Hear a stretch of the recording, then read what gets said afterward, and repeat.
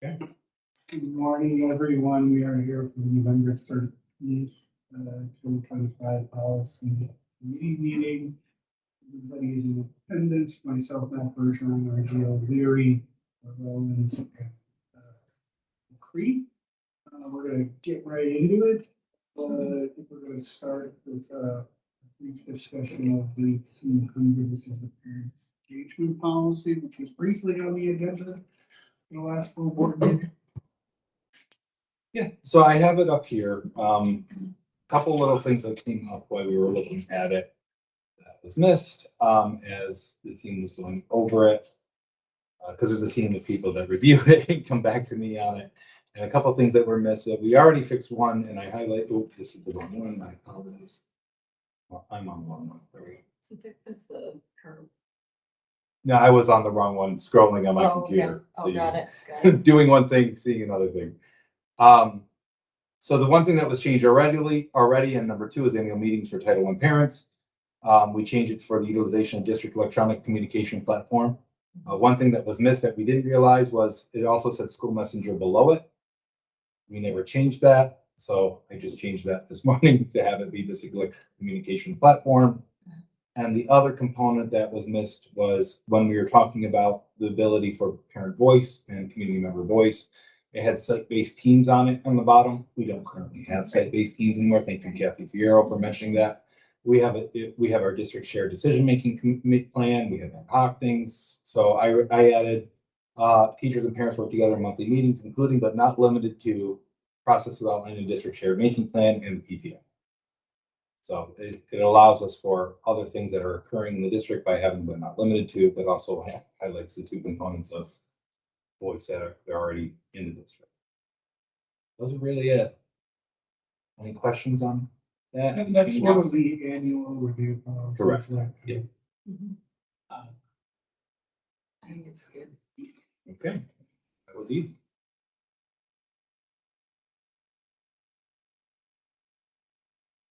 Thanks. There we go. Just about mask. All right, so let's stop sharing that. Okay. Well, let's talk about licensing in general. Oh, yeah. So I think that's really what I want to discuss really quickly is, when I got here to the district, everybody utilizes RV, right? It's out there, and basically it's been used by years, and anybody can basically take it that's affiliated with the school district and use it. Or even if they're not affiliated with the district, they use it anyways. But it's just been used and used and used. And it's used for fundraising, it's used for good things. There's no negative, there's no malicious intent in using our RV and our logos.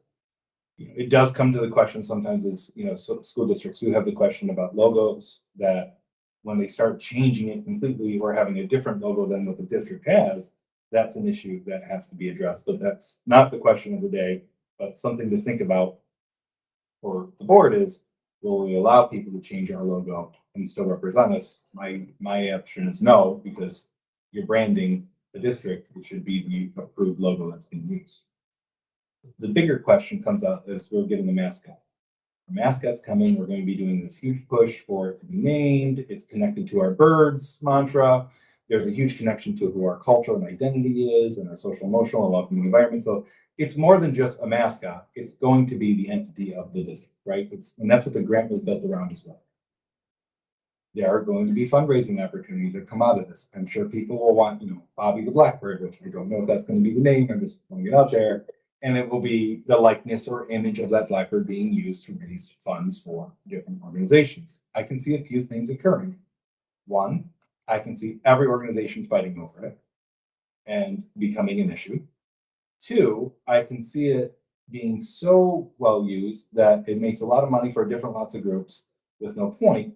And three, I feel like there's got to be some oversight on this. Like if we're going to allow someone to license this mascot, there needs to be a reason for it. What group can do it? Why are they doing it? Does the district want funds back? Do we want to target you cannot make more than a 10% profit to make it, equitable for the community members to have access to it. Like there's limitations you can put on licensing.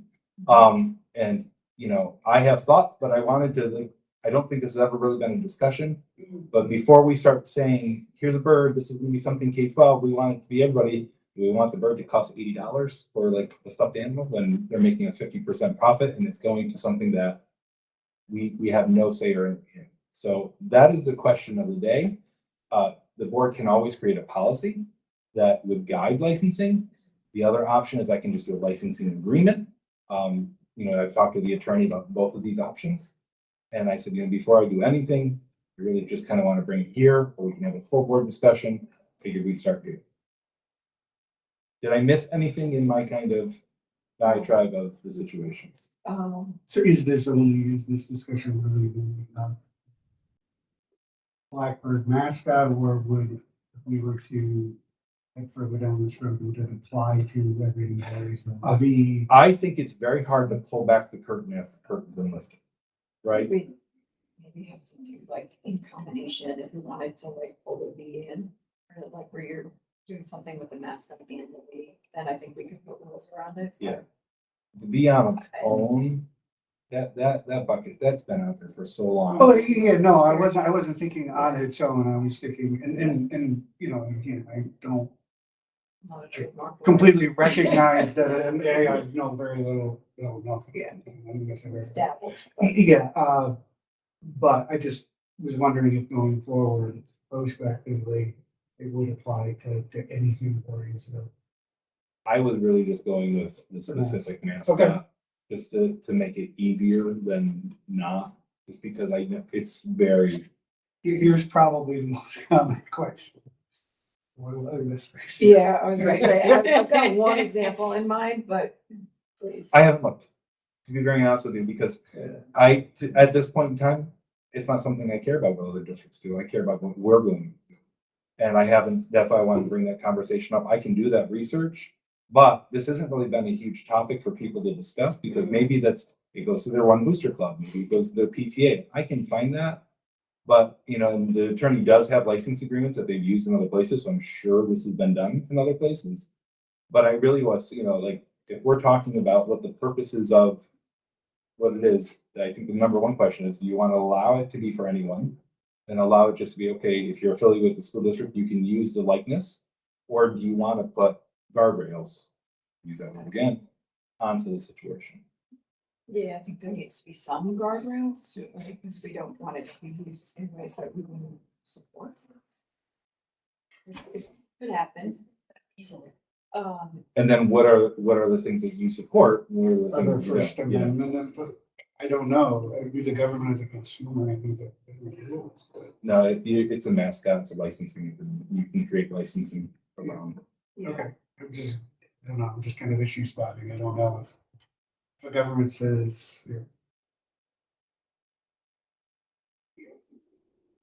We're okay if your organization uses it for whatever reason. But I get perhaps that's the point of having the objective. Right? Yeah, I Yeah. think even as a governmental entity or not for profit, we can still license our own marks Yeah. and control them. Okay. And it's something that we've never done before, never even had a conversation, that's why I'm bringing it up, but it would be licensing our brand, that's really what it is. So I'll tell you, from my oldest child's experience, the school that he went to had a preferred provider. So that any official school merchandise was produced through a provider, that the school had a relationship with, and I'm sure there was some financial component to it, although I don't know for sure. And any official school merchandise went through this provider. And even for baseball team, right? If varsity baseball wanted to produce a shirt, they would work with a provider to design it. And it would be sold through that site. Yeah. Similar to what Scott Soccer Club or any other booster club does, where they put up a site on Novus or another. Maybe I don't know. I mean, when I hear licensing agreement, does that mean they're paying us to use it? Or is it, you could use it, but here are the rules? Either one. There's, Because the former, I mean, I feel kind of, I don't want to charge the PTA. I don't know that I want to charge, I'll say it's certain organizations based on their mission and their goals, to use. well, it's not charging, right? So there's options, right? This is Right, the, yeah, like, and that's there's, what I'm asking. I just yeah. don't really. The I've options I've never. the options are, A, we could do it ourselves, which I really don't want to do. Like you could set up a vendor thing saying, okay, this is where you buy the mascot merchandise. But to what end is that, right? You can make it competitive, Right, like give some benefit to the school if they're right. And that's the other thing. like, So then the licensing could be this, like, you're going to do it and, 10% goes to XYZ. Like, 10% of your revenue made off of this can go towards a scholarship fund or, I'm just throwing out ideas. Or you could say, we're licensing you as the PTA, and I'm just using them as an example because they're the biggest community group Sure. that we have in the nation, right? Like Right, for yeah. schools. We're allowing the PTA to do this because they're a parent-teacher organization group, and any funds that they make will go back into the district anyways, based off of what their mission is. And then you have nothing back. So it really just comes down to, A, do you want to put guardrails on it in an expectation, or do you want to have it to be carte blanche like it is with the B? And then how do you want to do it?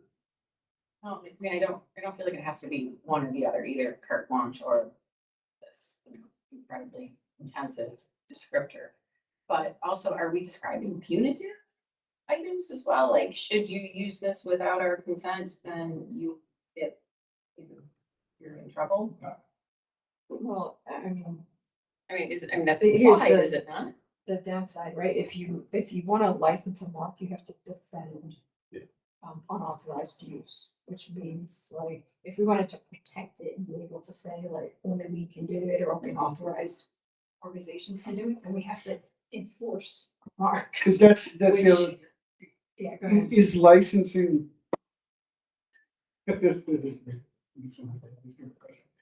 Is licensing a matter of trademark law? Yeah. Okay. Um, I mean, because I've heard trademark and, you register your Yeah, mark yeah. and all that Yeah. stuff. But I mean, I presume that licensing is kind of an outgrowth of that. Yeah. yeah.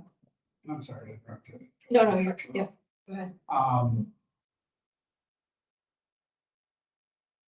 think it's something with full board. I mean, I don't know, it strikes me as something that we might want to get some input from our colleagues in the full board. What do we think about that? I'd be inclined to do that too. Yeah, I think it's fine. And I think we need, like, it'd be good for us to frame up, like, considerations, pitfalls, different options that we could take. 'Cause I think just like throwing it out there, Sure. kind of the way we started. I know, where right? it Yeah. ambled Yeah. around Yeah, yeah. quite a bit. We could always ask the attorney to also have a conversation. But yeah, that might be the Yeah. best way to do it, is to start with some education Yeah. on like what are trademarks, what happens when you register one, What's the benefits and everything? yeah. And that makes Yeah. sense. And I don't even know if it's fully trademarking, like he has, Yeah. the attorney said like, oh yeah, I can give you a licensing agreement. It really just comes down, I think, to the question that I have for the board is, do you want to allow, like, right now, I do not pay any attention to who uses RV. Right? Mhm. So, and that's gonna be the question of the day is, if the mascot comes out, do you want us to continue that process of just saying, okay, have at it, it's there, use the likeness or do whatever you want with it? Or do you want to put control? That is the question. I don't have the answer. I see pros and cons of both. Yeah, I mean, here's the other thing that's gonna happen is when we have a mascot, the mascot is gonna get invited to participate in various events. As it should. As it should. And that whoever is a mascot, the person inside the outfit, like that's gonna put a burden on them. Yeah. Too, so we gotta think about that. Good thing students get volunteer hours. Yeah, I mean, volunteer hours is good, but when it's like, Yeah. 10 hours a week, right, like. That adds up in the student's time. It's no different than in school, right? Yeah. Like, And I think in the. Ryan might be a good place, the council might be a good place to start with whether their experiences in other districts, because the reason I ask about other districts is, okay, are other districts doing it? What were their reasons for doing it? How has it worked out for them? You know, the things that they've done that we can improve on. Yeah. It's always helpful to use successes. Maybe as a we guide schedule- and mistakes. Maybe we schedule a council meeting with the board at some point. So Yeah. they can go over that with the board. I mean, I can't help but think that, you know, with the V being out there and used in so many different ways, that it's just going to be the same with the mascot. And then we're just faced with, you know, chasing people down of, you know, you're not supposed to use it. And then it just becomes like, punitive, I guess.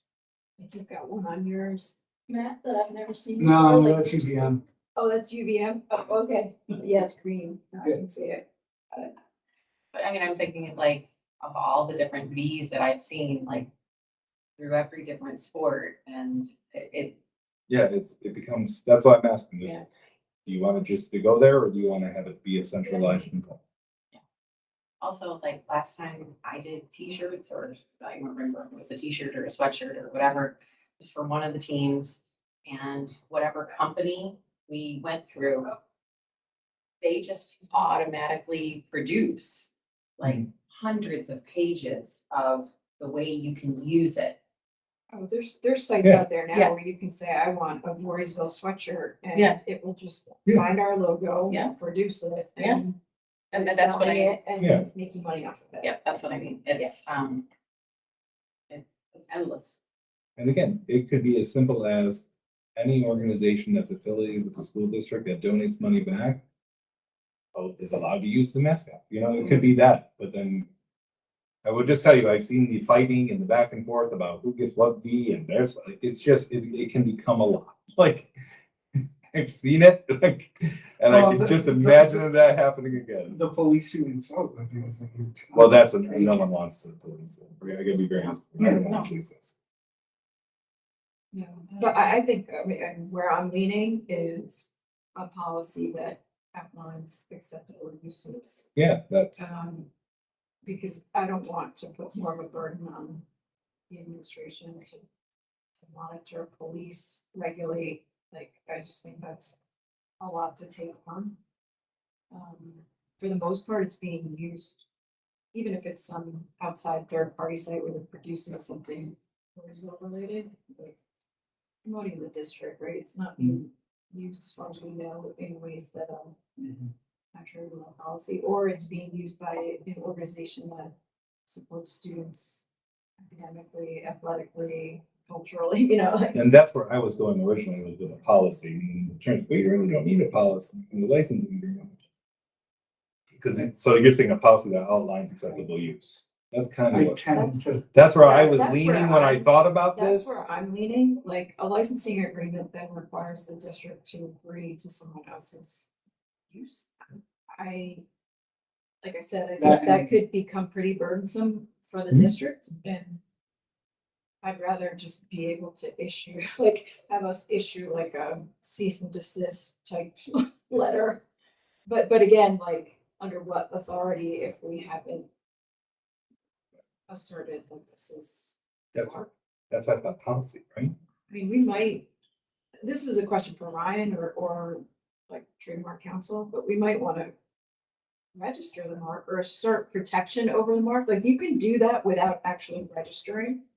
So there is, There's a way to, like, you put your TM, you know, in the circle next to it, I and you think there's don't a- actually register. I think schools have like a different thing though, because a while back, there was a situation where someone was using a logo, and I couldn't try to get into specifics, as they were using it for like political signs or other things like that, and the school called them and said, no, you cannot do that.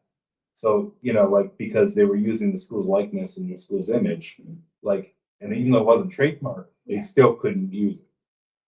You know, so, and then the people were told no, like there's, you know, there was like cases about that have come up.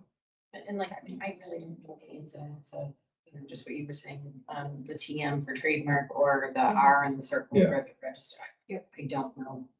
I really just like the idea of here's what is acceptable to use our likeness and logos for, here's what's not, and then be done. So we Like might, that's kind of what I like, because then it stops the rest of it. I guess my question with that is, and I think you touched on it, was that then what are the teeth, what's the mechanism? So say somebody uses it in violation of the policy.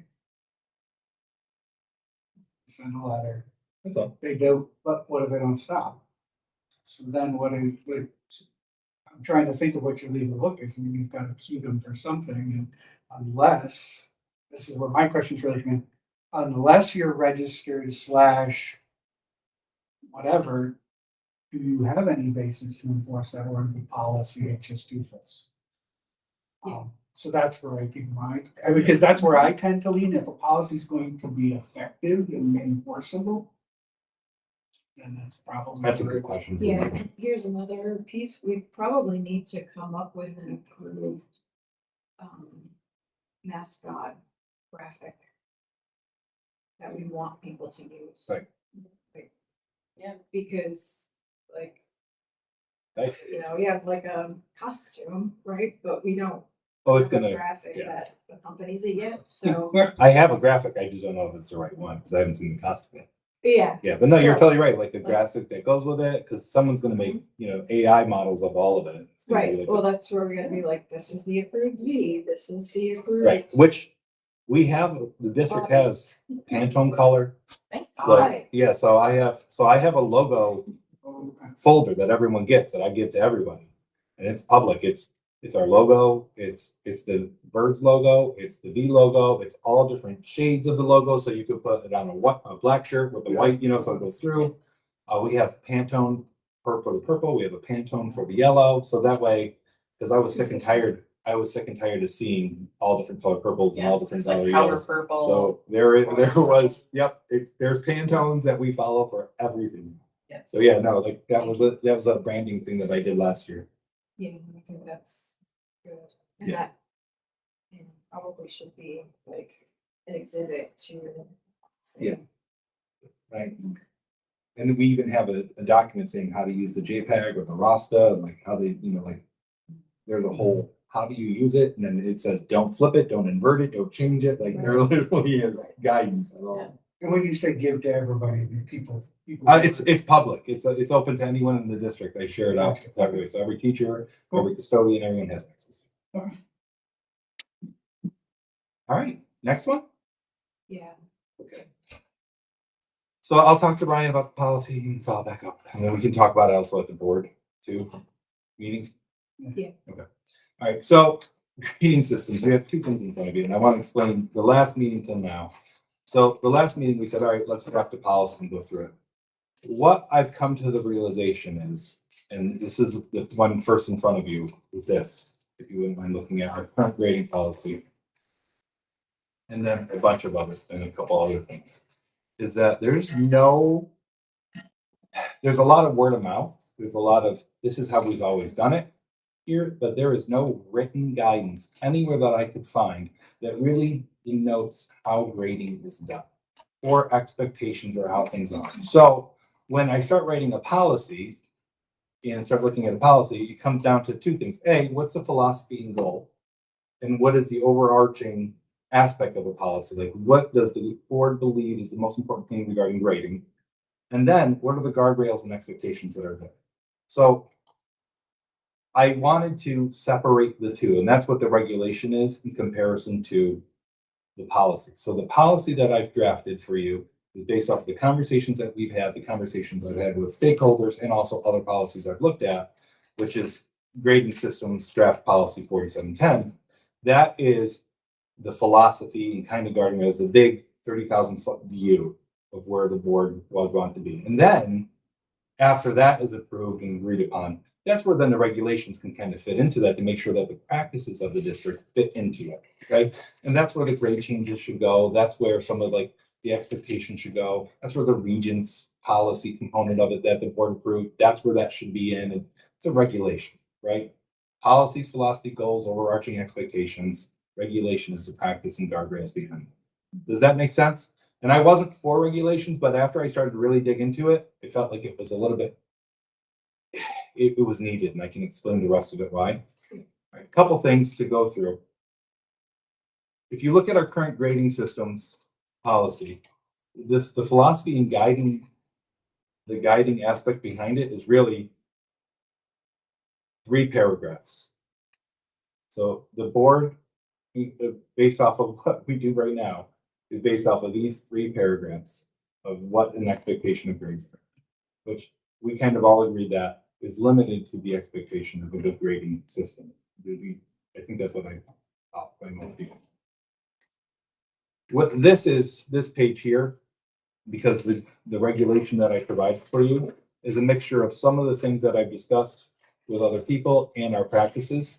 These are our current practices for high school. This is out of the curriculum guide. So Matt, you were asking some of the things. I did take current practice, which I don't currently agree with all of it, but this is what our current practices are. I then asked every single building their practices in grading and got that. The elementary school practices in grading, middle school, and what I found was there was discrepancies between the 2 buildings. For example, high school, they have a minimum grade.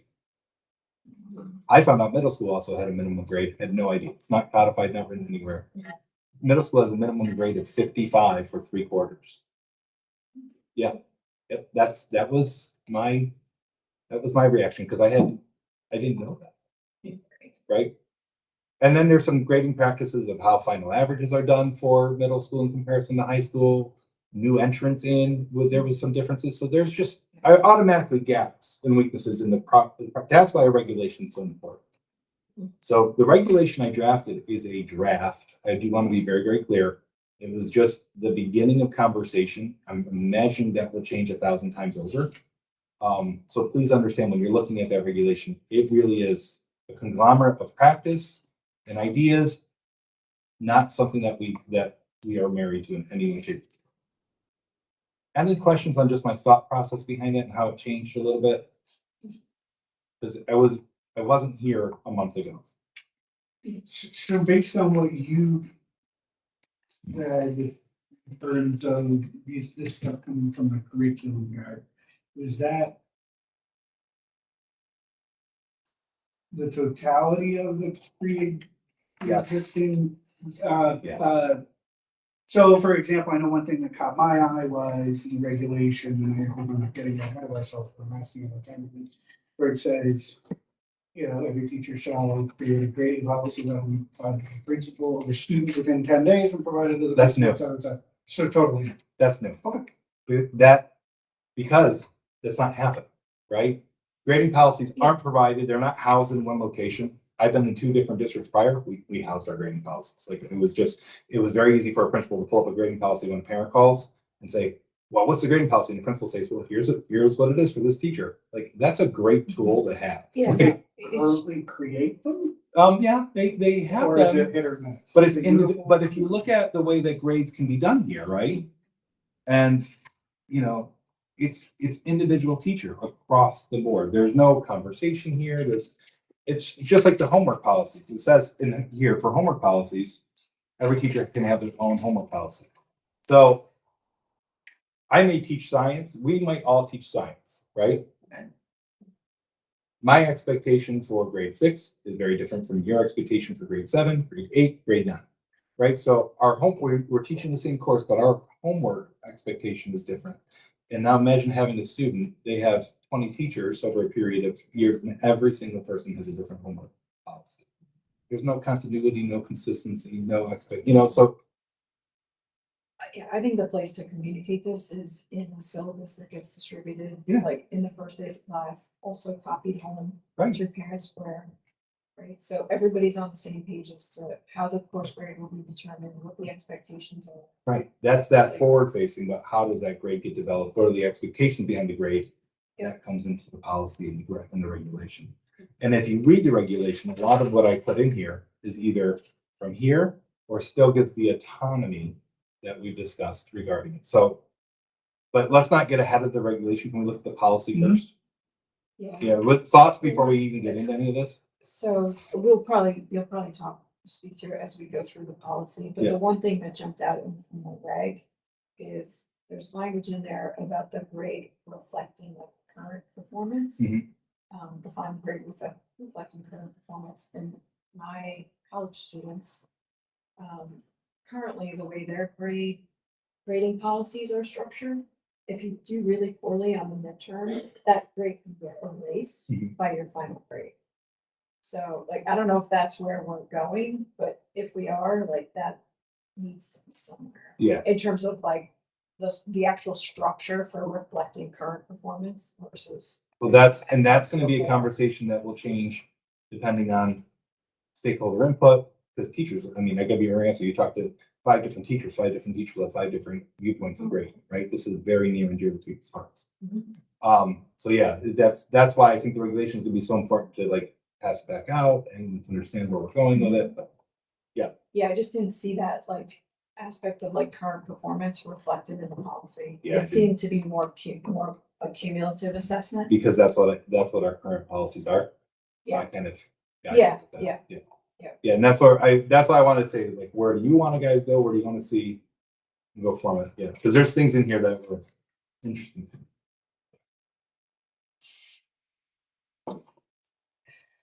You want to start with the grading system superintendent draft that I did? Sure. Yeah, I thought it was really good overall. Well, thank you for that. I worked very hard on it. I really did. I worked really hard on all of this stuff, so. I thought it was good. Again, we can wordsmith or change, but I was really looking for first is, did I capture the conversations that we've had for a year and a half? Mhm. Yeah, I thought so. I only caught like one typo, like a typo in, under assessment criteria, I'm surprised there's only one. uh, projects, commas, you need a space, overall assessments. And I think you were trying to go in that section for like 3 Ps. Yeah. But product, like, just didn't seem like the right word to me, but I was having trouble coming up with a So different one. I will be very honest with you, I took this off of another policy. Yeah, that's Yeah, fine. I like the. because I was like, oh wow, I really like how they did that. But I wasn't sure that product was the right word. Yeah, that's the word that they've used. Yeah. Yeah, so I can go through the thought process behind this really quick. Sure. Just so you know how I kind of grouped it. So again, I think the first part is really the board's expectation across the board, the district expectation of what they want grades to be and student achievement, meaningful feedback to support students, encourage, motivate students to engage. Like, what's the purpose behind grading? Oh, by the way, I've done also already, I've been looking into the weighting component as well, what districts are, and I've also reached out to colleges and saying, do it, if schools weight, do you matter? And a lot of the schools are coming back like Union and RPI. They're like, no, we don't care if the school weights. We actually get rid of the weighting anyways, and they do their own component of it. So like, to them, weighting isn't important at all. So I was like, oh, that's very interesting. So like the colleges don't weight at all. Like they don't. Well, they yeah. have their own, most, I think, have their own weighting system. Yeah, they get rid of the schools Like, they'll weighting. get rid of the schools weighting Yeah. and then apply their own. Yeah, and which was based on- interesting. Yeah, based on the level of the Yeah. course. So, Yeah, but I want to let you know I am looking into that as well. yeah. So By the Yeah. way, the weighting, I think, is a component of, if we keep a valedictory class. yes, Process, that's where I think weighting comes in. It's not in the, Yeah. not in like just how you determine. exactly. grades. Yep, that's what I wanted. Yeah. But that's what because some people wanted that. Like, so, Yeah. yeah, I get it. yeah, the valedictory classes. Yeah, and I will tell you, I have a guidance counselor who's chomping at the bits to talk about that because Well, let's do it Yeah. again. We did it like Yeah, last he year, I does not- think, and. I have a guidance counselor who does not like the valedictory class at all, and we love to change it. I'm there with them. So, Let's- all right. let's So do it. again, no single method of assessment or reporting serves all purposes equally. And then grades shall serve a positive. Again, these are just, I don't want to take the board's words, but that was like what the philosophy of grades are. So that was the first point. Like it. Then we go to grading practices. This is really, again, what should grading practices be or what they shouldn't be? And this is what we took: mathematically accurate, reflect what students know and are able to do while encouraging preserves accountability and the love of learning. I mean, I've heard that all the time. Mhm. Mathematically accurate, bias resistant, and motivational.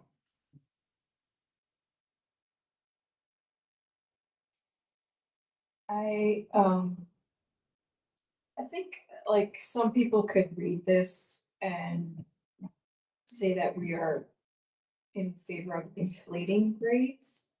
I think if you give it a fair read. Yeah. That's not what we're saying. But I think that might be a criticism that some people might have about the way this is written. I think we're trying to say, don't inflate grades. Yeah, that's funny because that's what But. Yeah. Right, like, um, For example, what?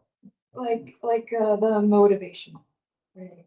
Designed to encourage continued excellence, resilience, academic growth, like resilience, I don't want to hurt your feelings and I want you to keep trying, so I'm gonna give you a couple points bump because it gets you from a B to an A, right? Like, I know that's not what we're Yeah. getting at, but I think Okay. I got it. people who already have a beef Yep. with what they think is currently happening in terms of grade inflation could look at that and be like, oh, that's Okay. code for this. All right. So I will Right, tell like- you the way that I envisioned it, and I totally appreciate that because now I'm looking at it completely differently. Is when we're talking about practices, like mathematically accurate is where I was at. Like that's the non-inflation component, right? Like Right, yeah, it needs to be mathematically accurate. Motivational means like if a kid gets a 40 on a test and they get a complete or they get a 0, that's not motivational. Zero is not motivational, right? Yep. It's not you're giving it extra points because the kid sat and was compliant in the classroom. I'm totally against that. This is about the idea of I'm going to give an opportunity for a child to redo a test or retake a test or show a different way of learning. That's motivational, right? If I'm not a good test taker, but I can do project-based learning to show you how good I can do that, that's motivation, right? Those assessment criteria. That's where I was. I totally see where you're going.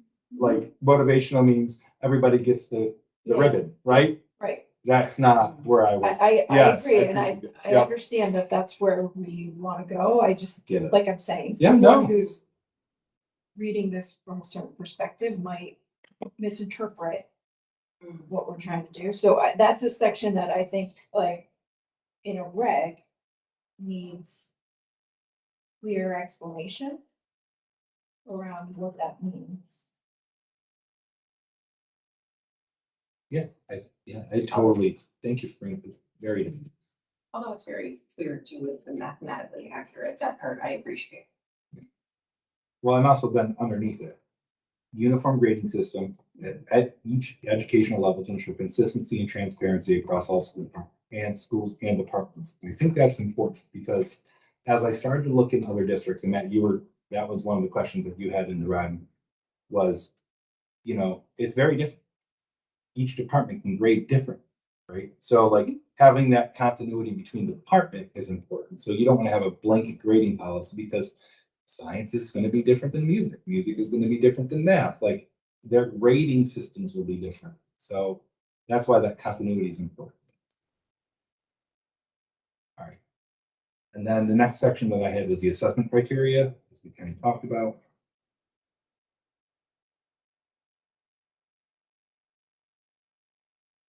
Again, I did not get into, the Regents exams, how much it's weighted, all these other things. How 10% is homework, 50% is that. I didn't get into any of that. So, question, we have I think you have it in the reg, but the minimum grade, Yes. like, does that need to be in the policy? So it's, yeah. So I think it does because that is a policy issue. so Like let me- there's practice around it too. So when I looked at other policies, they didn't have minimum grades in there, but they had them in the regulations.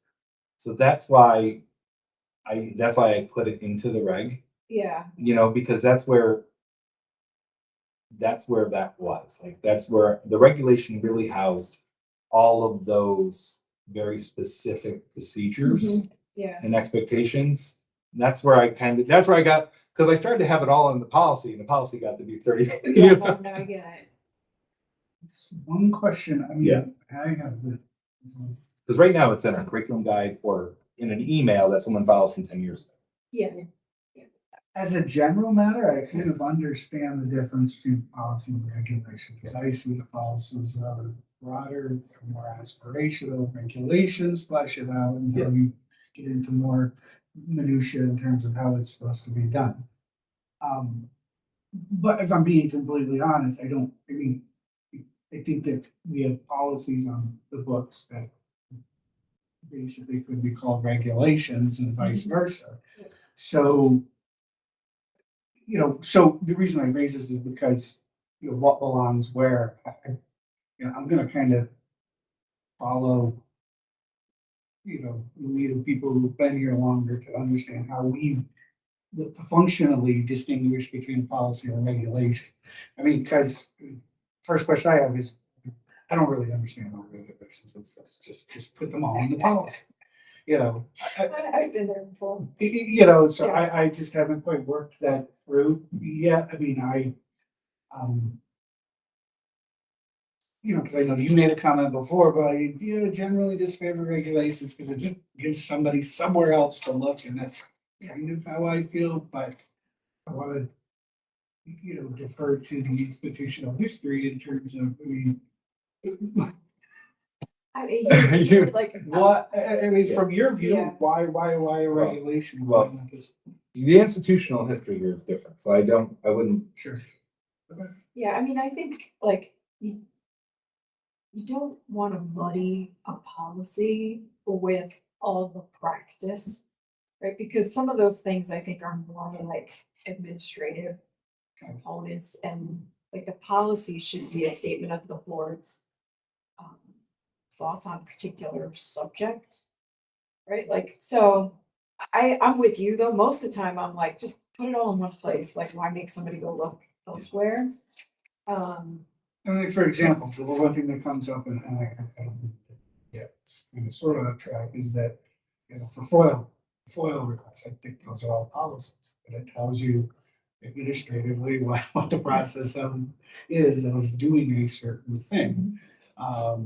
So, Can I use this policy as a reason why I'm making a recommendation for regulation? So this is the one that the board worked on prior to us being, right?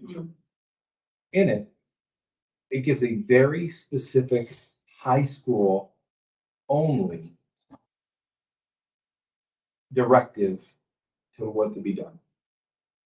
Nowhere else does it give any directive in here for middle school or elementary school for a K-12 policy. And for me, that's bothersome, right? Because if the policy is supposed to be, here's what our expectations for grading, here's what we want our assessments to be, here's what we want our students to experience and our teachers to follow through on, then don't be pinpointed in a policy so much for that it only is geared towards a certain population of individuals in a certain grade level. That is where, to me, that's a regulation. That is not, and that's why with this one specifically, I would make and I wasn't for regulation. I told you that before. I thought it was too, but now, like, you need that philosophy and you need that clear aspect of what the processes look like. And my thought process on the regulation, again, is codify what the practice already is, but don't make it so much that people don't have the ability to work within that framework. The regulation is going to be a guardrail, not a definition of how to, like, of what exactly it is. Does that make sense? Yeah, and it seems like this particular grading system that we're looking at, in 2018, like, this must have been a hot topic. Oh, see, Because it just takes up the whole thing, Yeah. and it seems to like cloud everything. So you're right, it fails to mention anything else besides what was probably important in August of 2018. Yeah, you can see, Yeah. That's why. Some state and. Yeah. Something guidance that contributed to that, but yeah, it's, Well, back in the day, it was when state ed came out and said, don't count regencies at all. That's where, in 2018, it was, sorry, I was here, like not here, but like, yeah. if they came out and the recommendation was for school districts is, do not count regencies towards a student's final average. It's a cumulative test that goes from grades 9 through, some of it was grade 9, 10, right? Or then it was all just one full grade for a full year. And the question always is with a final exam is, should you be grading on something that's a student learned in September, and are you going to hold that against them? And then it was a standardized test. So there was a whole bunch of components, and then the way it was, so that's why the state came out and said, there was a lot. There was a huge discussion back in that time frame. Okay, so assessment, are we okay with the Yeah, do regulation that. so far? So far. Did that answer your question, Matt, or where do you? I'm sorry. Okay, I wasn't sure if I answered answered the it. question. That might be a bit strong, but I'm Yeah. I don't think there's a good answer of one or the other. I think after we look at both and you guys say, well, you can move them together, or you see the reason why we have to have them, or we don't need it at all and just have the. My concern is this: if you just have a policy that doesn't have any guardrails, it's going to turn into a Wild West again, right? Like it's going to turn out to be, when I start looking into something 5 years down the road, or the next superintendent comes in and starts looking into something, it's going to be, oh, I didn't realize you had a minimum grade, or I didn't realize you did that, or this is different. And if we have an opportunity to make it consistent and transparent, I think we need to take it. It says elementary has a question mark because I wasn't sure the answer and I didn't fix it there, sorry. But reporting student progress. Again, this combines that other policy as well, the Title I policy. Yeah. So I made that combination in here. So that way we can abolish it. And I gotta still make sure that I have the elementary grading. It's actually halfway through each trimester. And the interim reports. Yeah.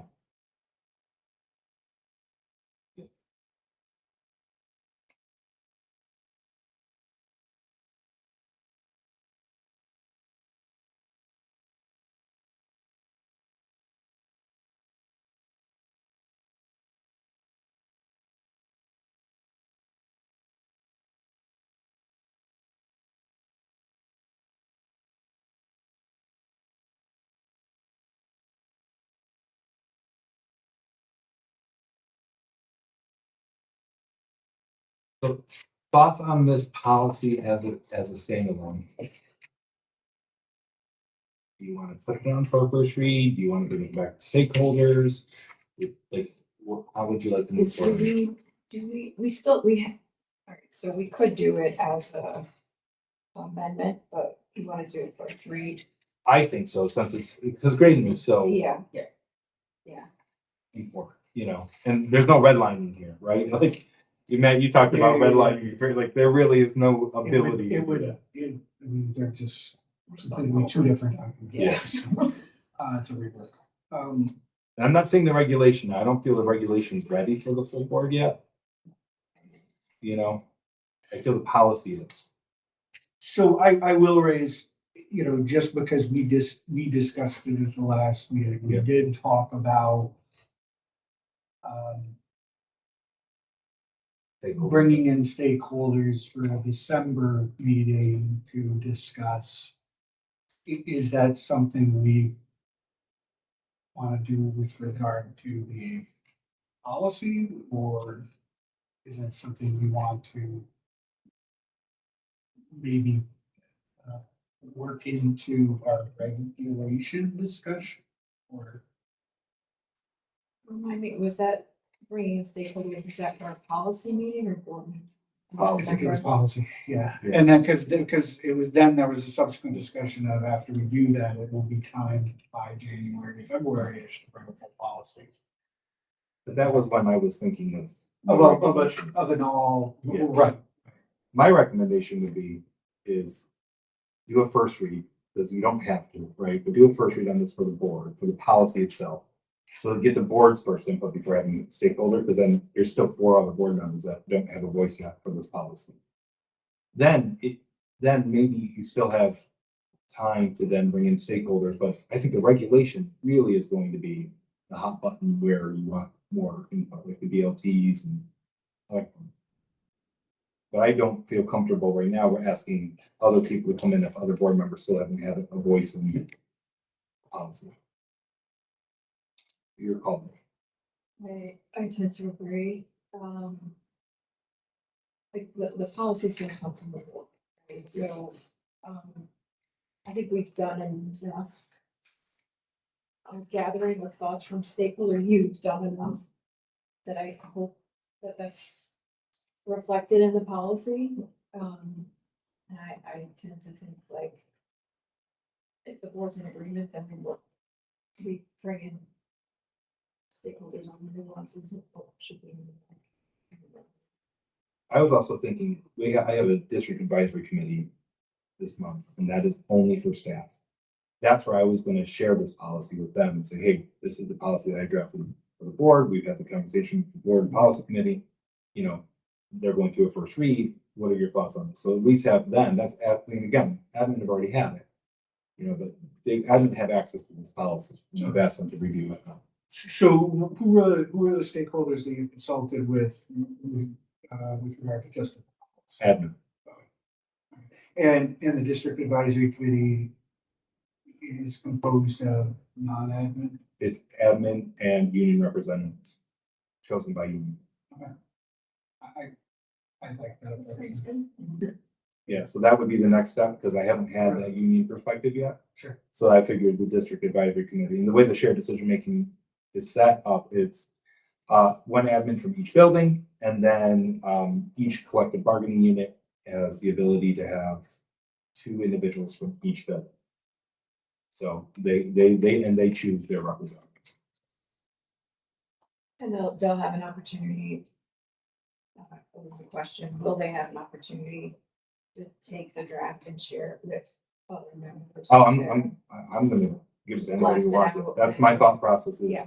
here it is, and then bring it back to the Yeah. DAC and let me know, right? Yeah. Like, Gather feedback from your constituents. yeah, because then when we have our parents come back, they're gonna gather input, and then when they give input back at the parent meeting, students and parents will be at the next meeting. They'll have that, but it will be the first read of the board policy at that point. We're talking about the first read in the next meeting. Yeah. So my thought process is DAC with admin and teachers. Board will have their conversation in December. DAC will be looking at it. Then the December meeting is students and teachers for DAC and parents. They then all have the components of what that first read is. And then I think that policy should be solid by that point with everybody's input. And then we can really focus on the regulation for the remainder of the time and continue. So ideally by January, we've got policy and reg to, the reg would have to be first read. We'll figure that out. I think we might not have the reg until February. I gotta be honest. Like, I feel like when we start really digging in with the staff, because I want the BLTs after we dig into it, I want the building leadership teams to look at it. I want departments to look at it. I really want people to, because I've been asking a lot, like, I keep on going back to the guidance counselors. Did I get this right? Is this your current practice? Is this like, you know, because I want to make sure that I'm capturing it correctly. Sure, I mean, this might be a little too technical, but if we're gonna be putting this up for a first and potentially a second read January, is that gonna be with the caveat that it will not take effect until the following school year? Yes, yeah, we would have something. Well, Or I don't But know. I think we. no, I think actually, I you don't could. think so. I think you could make it effective immediately. Well, the policy, not the reg, the policies, I don't think really changes much, does it? I think it adds a lot of clarity to what's currently Yeah. there. I don't think it changes anything that would. The affirmative change I'm seeing is that it imposes, I think, an affirmative obligation on, which I'm fully in favor of, communication. Yep, I think you're right. Yep. So I don't know The reg is a little bit more specific. if. I went all in on the reg. I just want to be Sure, fair, like, sure. that's very And I different. think there's gonna be some very healthy Yeah, discussion yeah, about there it. will be. That one, I was very all in on the reg. But even the policy does unequivocally impose an affirmative obligation. Well, we already had a policy that did though. It just wasn't clear. I think it was, 4712 are encouraged. It's not encouraging. So, okay, we can leave that piece off for further discussion, whether or not it becomes effective. It is just a thought that I had. So going forward, the next meeting is pretty quick turnaround. Sort of 3, I think. Regulation. Okay. If we could just really focus on that regulation for the next one. And just dig in. And then it would be a subsequent policy meeting where we would then involve stakeholders. Yeah, I don't think we're ready for state. No. I'm just, again, I'm just kind of thinking forward. Well, it's if you want. I mean, again, if I'm doing it the way that I'm supposed to, admin, DAC, DLTs, they should already have the voice in it. Okay. And then I think you would have to tell me what stakeholder you'd want to bring in if you feel like you would need other stakeholders. No, I agree. I think December should be a work session devoted entirely to the regulations, get something that we're comfortable with. And I also want to clarify is, as superintendent, I can't dictate policy, right? So I can share policy with you all. And I think this is important just for the recording is if you as a board have the right to say, thank you so much for this work, but if we want to do X, Y, Z, that is truly that's your role. And I understand that and respect that completely. So just as we go through that, I want to make sure that that's clear because I'm giving a lot, but it's all based on the conversations that we've heard and discussed. So stakeholder input at some other point possibly. Mhm. Regulation, I'm going to shop this with the admin, if that's all right. Mhm. Because I want to make sure it's right, and I'm going to ask them to start really dealing into it. I might share this at the DAC, but I might ask for it to not go out completely yet. When you say this, the reg, The reg, yeah, because I want to start getting input, but there's a lot here that still is, I don't feel super comfortable with yet. Because there's, like I said, some of it is there. I mean, there's a lot of language that I might need to take out. Matt, you said some of it's duplicative, which it is. So please look through it. yeah, it needs a little cleanup, but Yes. I think it's a great step. So, I appreciate Yeah, it. so maybe between, because that'd be pretty hard to stop right about, but, so between now and the third week. Take a look at it. Yes. So It just the didn't. nature, yeah, totally. So, I mean, it gives us a couple of weeks to review it and then. I just went through my October, which was very busy for multiple reasons. Till now, is I feel like I was able to get a lot done on this policy and get it to where it was. Cool. Yeah. All right. Thank you. Thanks so much. So I think with that, we're adjourned until the next meeting. See, all this.